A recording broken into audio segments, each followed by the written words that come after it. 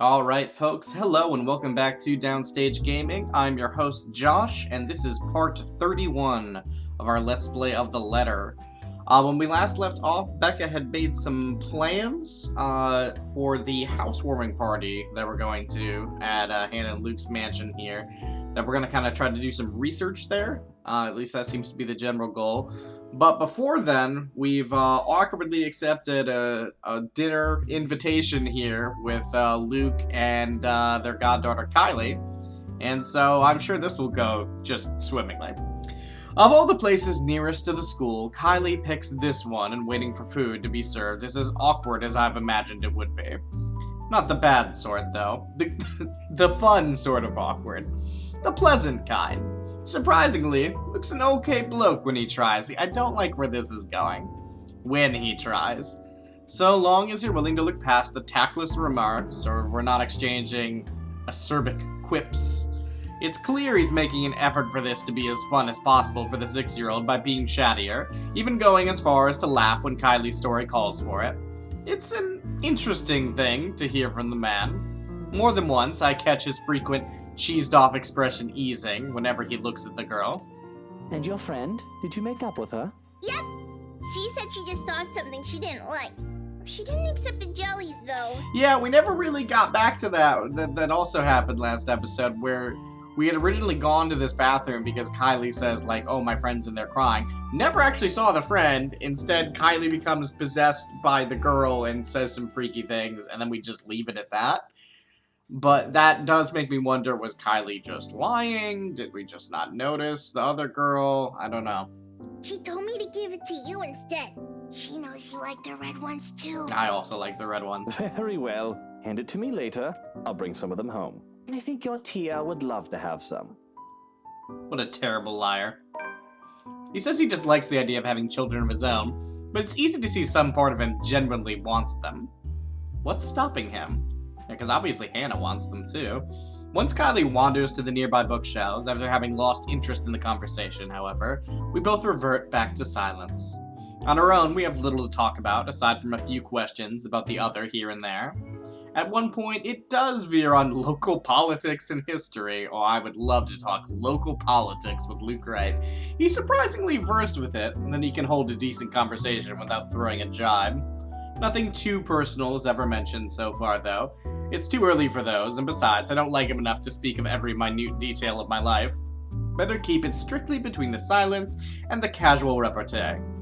This whole thing already looks and feels wrong on so many levels. I'm quite sure he feels the same. So when another bout of silence hits us and becomes too much, I've taken to finding something else to occupy myself. Toying with my mobile, turning it from hand to hand while we wait for our respective meals. But it'll be a complete lie if I say I'm not waiting for some intervention. Cafe guy, I need you. Now more than ever. Something to pull me away from this place. Someone. Ashton's probably at Solemnwell by this time, working on whatever business he has there. Maybe if I make him an excuse and leave now, I can still catch him. Cut that out. It's distracting. My hand stills, holding the gadget awkwardly between us, arrested mid-pass by his bored tone. He's been quiet for a long minute now after complaining about how appalling the tea they're serving is. Before that, he has whined about how uncomfortable his chair is and tasteless the decorations they have here. And I need to speak to the manager about all of this. Previous to that, he's griped about how dull the place is compared to the one he frequents on the upper-class side of the city. Well, I'm sorry for being a bunch of peasants, Your Majesty. Figures he'll lose patience soon, having already grumbled about almost everything his eyes can reach. It's just unfortunate he's turned to me now. Why don't you just look somewhere else? I can't. If I turn elsewhere, I might end up looking at the bobfuck right behind us. Bob, do I even want to ask? Yeah, I don't know what that is. Also, your eyes... Is his eyes glowing? Or is this just a weird, like, trick of the light? I don't want to hear it. If it's coming out of his mouth, it can only be either rude or offensive. Regardless, he continues. Everything looks good. But have you seen the face? True horror. What is wrong with you? Is he talking about a... Like, what are you talking You about? know, I frown about this in practice, but that That mouth needs to be washed out with a particularly potent soap, Somebody needs to watch A Christmas Story. preferably by your own mum. A shame she isn't here. A shame she died, became a ghost. For whatever reason, that puts an end to the talk right away. He returns to watching his godchild, who has found a particularly interesting picture book and is now poring over it while I turn back to my mobile. Still, no message. Would it kill him to at least send a message, check if I were home? Meanwhile, Luke's silence lasts all but 10 seconds. What is it with the damn mobile? Are you on a curfew? What are you... Are you like another one of these, like, oh, these kids, they can't look up from their phones for 10 seconds. He's got the immature act down pat, I'll give him that. Seriously, how old is this guy? Has he somehow been deprived of affection during childhood? Oh, I think that's a guarantee. And what is it to you? I don't think it's any of your business what I do with it. It is my business, all right? Everything's my business. 1, I'm the one paying here. 2, I'm being forced to eat dinner in a place this stuffed and noisy. Oh, I do have a lot of sympathy for you. Lastly, it's been 10 minutes, the food isn't here, and I'm hungry. Made a D! What you're doing with the mobile is annoying and distracting, when the least you could do is keep things entertaining while I suffer. How would you like to be entertained, Luke? That's your problem?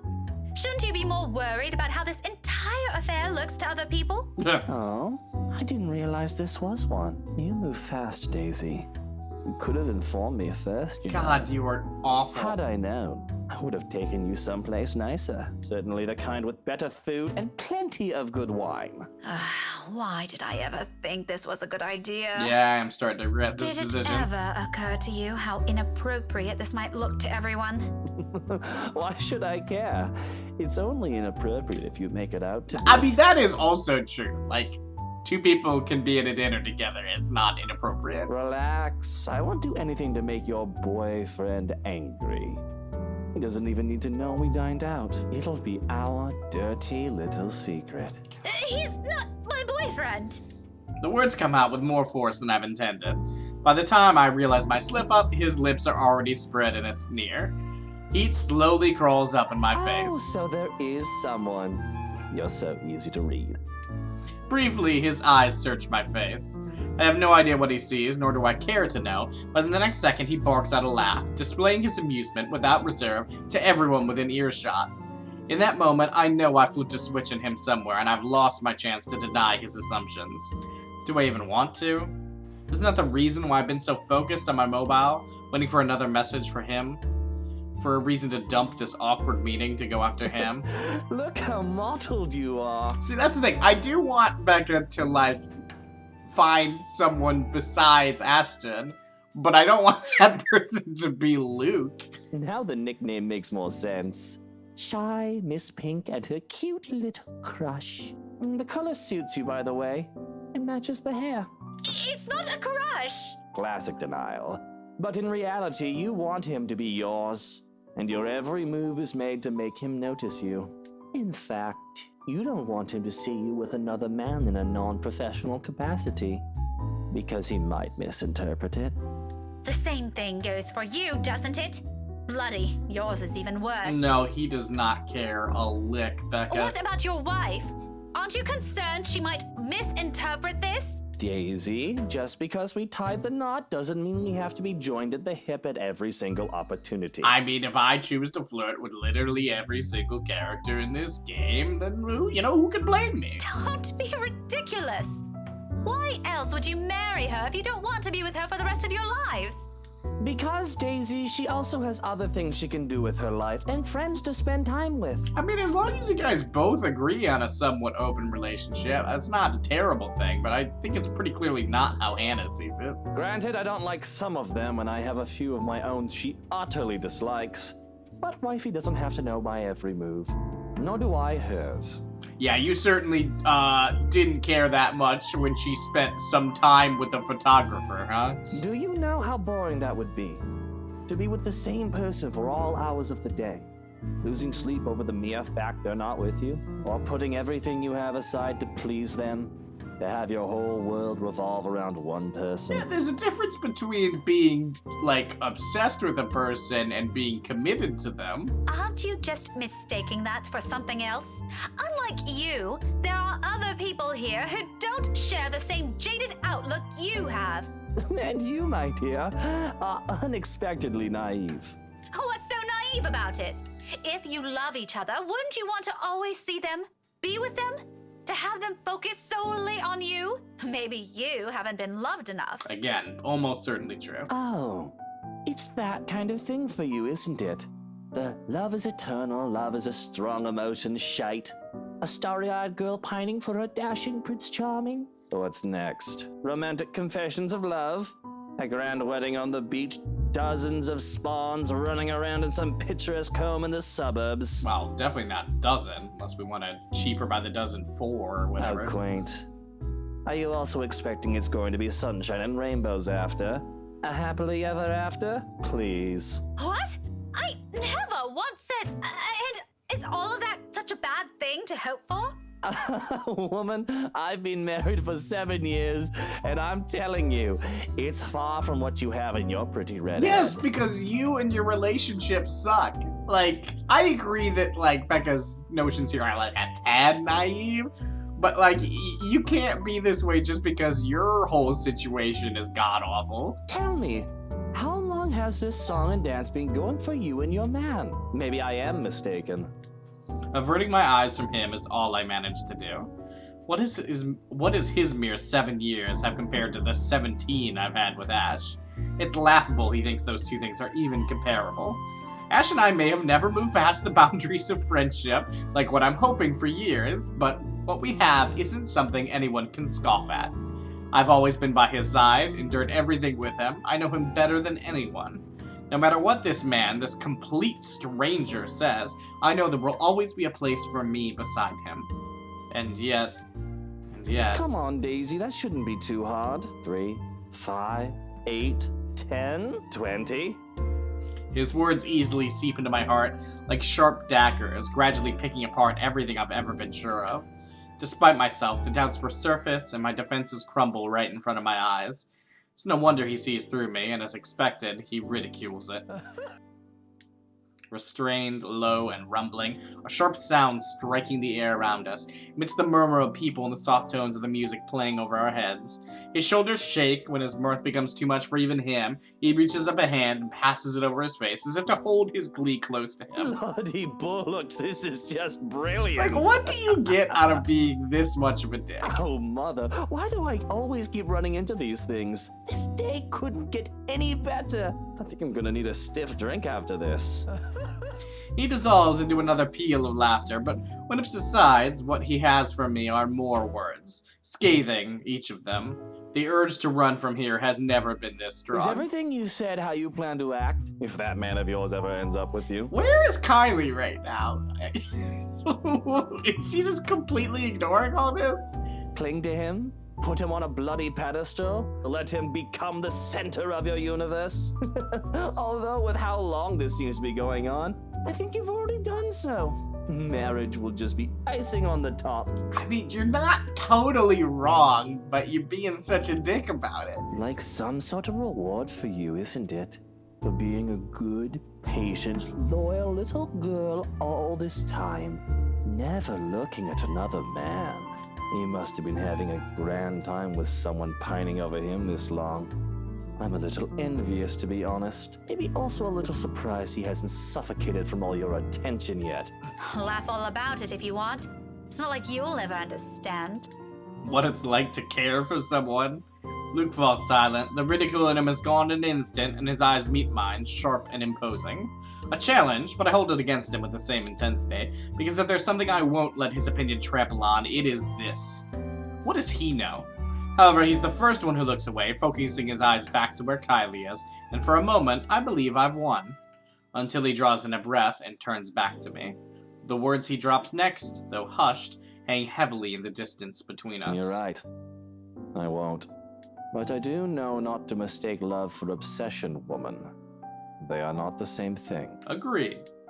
It rattles. Out of everything he said tonight, this is the one thing that twinges my heart. Maybe it's in the manner he delivers it, the lack of conceit in his posture and an underlying insult in the tone he takes, the fact that it's the one sincere and genuine thing he said this evening.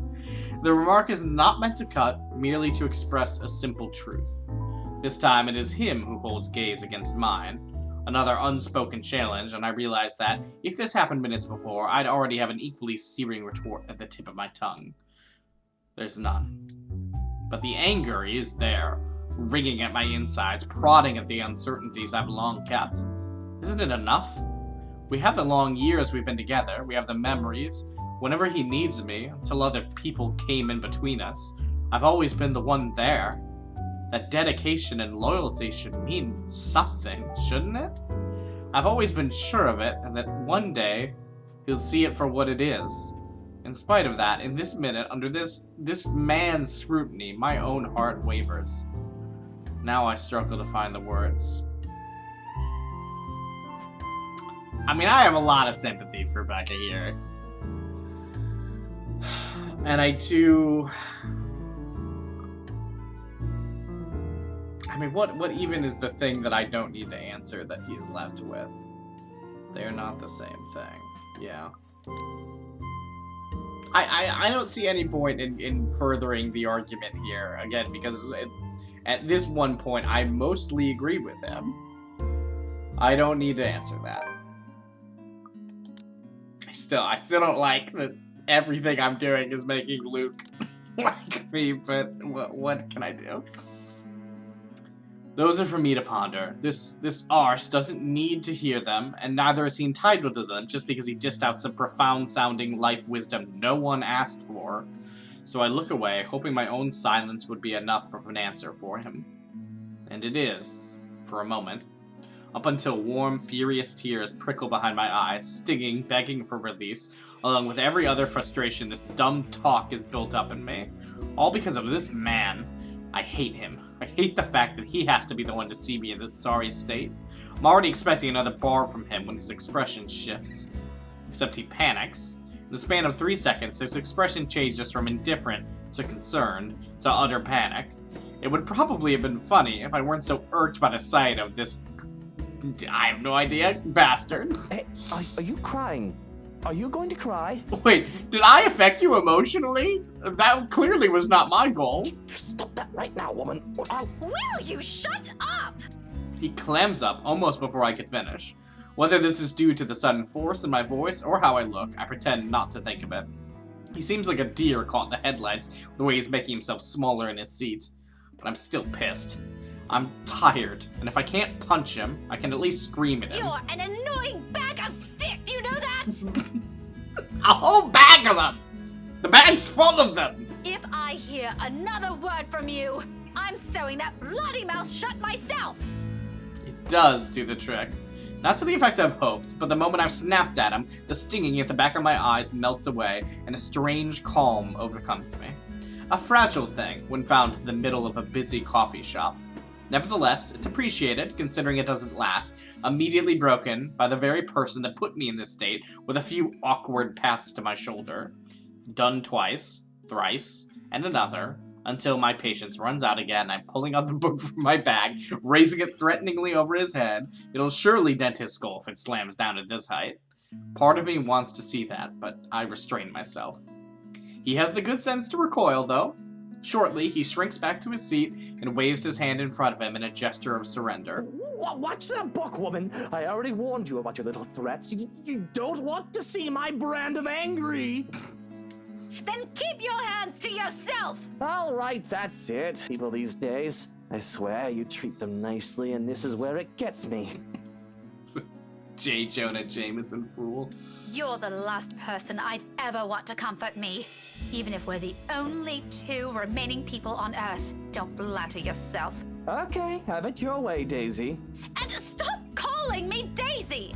I have a name, you know. I don't know why he did start, why that was the nickname. She doesn't look like a daisy. He mutters something inaudible under his breath, although afterwards he doesn't say anything further. For the next minute, he simply contents himself with making a mess out of the paper napkins, folding them into clean shapes without any clear intent before crumpling them in his hand when he loses interest and dumping them in a small pile in front of him. A waiter serves our meal soon enough, and Kylie makes her way back to her table. But before I can take a single bite, he mutters something. The words spoken in the same tone he's used since morning, all under his breath, whenever the honest part of himself would show. Despite my rather confusing opinion of the man, I stop short of shoving food in my mouth to look at him.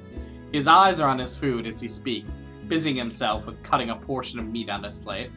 But what comes out of him only rings true against my ears, above the din of the coffee house. For what it's worth, Rebecca, I didn't ever think that's all there is to you.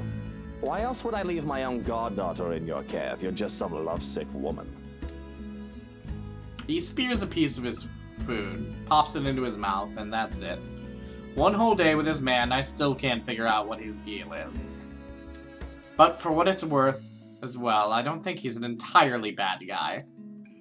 The rest of our meal slips by in silence afterwards. Aside from Kylie's occasional chatter, the whole dinner goes by without another word exchanged between the two of us. Somehow, we managed to make it through the whole thing without triggering another tension-riddled conversation. A good thing, perhaps. One, because Kylie's sitting in front of us, and two, I probably won't be able to hold a proper conversation with my mind heavy with thoughts. We depart for the coffee house just as the evening crowd starts to thin out. Well, that certainly was an interesting sort of philosophical conversation. I still... My sympathy for Luke is minimal, and my liking of him is minimal, but slightly more complex, I suppose. The same wordless silence fills our short walk back to the school, except for when Luke gestures in a nearby flower shop and enters it without waiting for Kylie and I. He emerges minutes later, carrying a bouquet of daffodils, with the same softened expression back on his face. Unlike the previous ones, he tucks this one away almost as soon as he looks up at us, a moment he's not willing to share. In my confusion, he merely answers with a shrug and continues walking. For someone important. Yeah, is it... Because they had talked about this with Marion and Hannah before. Was it related to his mom? Or am I just making that up? I accept it for what it is, if only because he doesn't owe me an explanation. It does leave more questions about him, each one as baffling as the previous ones. Those are the last words spoken this evening before we head our own ways. Up until I arrive home, I still can't understand him. Here, however, a whole different set of questions await me. And much like everything today, it comes with the littlest of things. A lone note greets me upon reaching my unit's door. Its edges flutter lightly against the faint, warm breeze passing through the small complex. My hand stops short of twisting the knob as I stare at it, though I don't make any moves to take it. Dropped by earlier, you weren't around. Any ideas where Scaredy Cat is? Couldn't contact her. Inspector Abigail has a few questions. LPD stuff, something about her dead co-workers. Anyway, let me know how the two of you have been doing. I'll see you later, Ash. And there's that, like, a winky face with a star coming out of its eye. Ashton's neat script lines its surface. The message he left, short and straight to the point, but not without the underlying hint of friendship. He's looking for Isabella, apparently. Something about LPD's investigation of her coworker's death, but ends its formal tone by checking on me. Us. Any other day, the former part of his message will likely prod at the piercing envy I've been holding, while the latter will probably send my heart aflutter. Let's take a look at what we got picture-wise here. Aww, that's a nice little picture of Kylie. Luke looks like he's, like, about to grab his heart in a heart attack. Alright, little things from him that I want to mean something more. Yet, this time, only guilt fills me and my eyes briefly shift towards Isabella's empty unit. Luke's words repeat inside my head as I do so. For what it's worth, Rebecca, I didn't ever think that's all there is to you. Why else would I leave my own goddaughter in your care if you're just some lovesick woman? Have I always been like this? This selfish? In truth, I've intended to call Ash after that dinner, if I didn't catch him here, invite him to that party like I planned. There's time, and he's still probably awake at around this hour, but my hands won't move. And perhaps it is for the better. Until I've had the time to think this through, it'll be best if I distance myself from those I've been clinging tightly to. Find a different perspective and see things for what they are. With a soft sigh, I reach for the note and crumple it under my hand. The knob twists open with much ease when I enter this time. Maybe after some introspection, it'll be easier. For tomorrow, I have that woman in the mansion to worry about. And here we are, party day.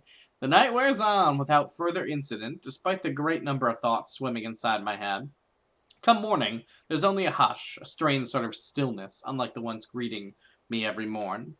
This one's uneasy, tight with anticipation, like a string stretched thin, merely waiting for the proper time to snap. Granted, it doesn't make my day any less pleasant, but the edge is there. And as expected, the second I step out of my flat, it comes apart, broken by the voices of two squabbling adults echoing from a floor below. The quiet was nice while it lasted. Shame. What the hell were you thinking? I wasn't. Ow! Could you let go? Not a few seconds later, they both ascend the stairs, with Ashton pulling Isabella by her wrist. She struggles, as she should, but his hold on her remains firm. Freeing herself means having to draw blood as she attempts to pry his hand off with her other one, or using unnecessary force to push herself away. Neither of which is better than the other. One could potentially end in an accident, while the other means having to hurt him physically. Well, if he's grabbing her like that, he deserves it. She has the good sense to realize that, at least. However, it doesn't take the desperate edge in her voice when she answers Ashton's temper with her own. So on they go, none the wiser to my presence. You have any idea how much trouble you could get in? That's why I'm asking you for help. Is this what you've been doing these past 3 days? Because this doesn't make your case convincing, Isabella. Rose died, Ash. I know. Every single person in Luxburg knows. It's on the damn news. But that doesn't mean... People are missing. Some of those are my friends. And BRC's just covering it all up. Yeah, see, again, I gotta know what she's doing. What is your plan? You can't just barge into my office and expect me to do anything about it, right off the bat. This isn't a children's game, Isabella. We have procedures. We have to follow protocol. There's red tape all over this case for a reason. This goes straight to the top. The president's blocking my every move. We sure as hell don't investigate things just because some stupid letter spooked us. Ash, you have to believe me this time. If we don't do anything right now, more people will... It's been a whole week. This stupid letter prank is getting old real fast. I'm sick of it. It was funny the first time, not so much now. You're the only one that can help me with this, Ash. Even Rebecca won't. All right, you two are awfully loud. Awkward. What's going on here?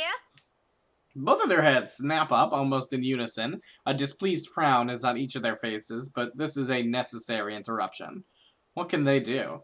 People still in their units have already taken interest in the commotion, with some taking a peek behind their curtains, while others are bold enough to creak open their doors, if only slightly. What's this lover's squabble about? If they don't keep it down, pretty soon our landlady will show up. Getting a reprimand from her is the last thing I want to happen, first thing on a Friday morning, even if this is hardly my fault. Well, if you want to continue this, you two better do it elsewhere. You're disturbing other people. And now I'm also yelling. Don't worry, we're done here. No, we aren't. Becca, I looked it up. I called them.